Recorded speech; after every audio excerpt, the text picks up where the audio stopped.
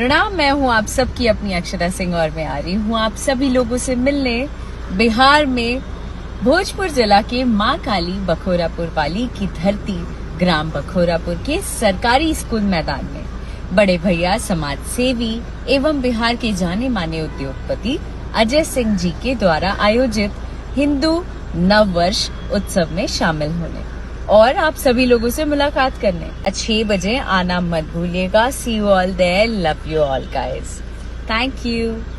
नमस्ते प्रणाम, हम खेसारी लाल यादव और सबके गुड़ चुके गोड़ लगतनी और हम आ रहल बनी नई। जी हाँ दोस्तों, आप लोग तैयार हो जाइए। आ रहे हैं डिम्पल सिंह और खेसारी लाल यादव एक ही जगह पे स्टेज शो करने के लिए। जी हाँ, पहली बार फिर से डिम्पल सिंह और खेसारी लाल यादव एक मंच पर दिखने वाला है 8 अप्रैल को।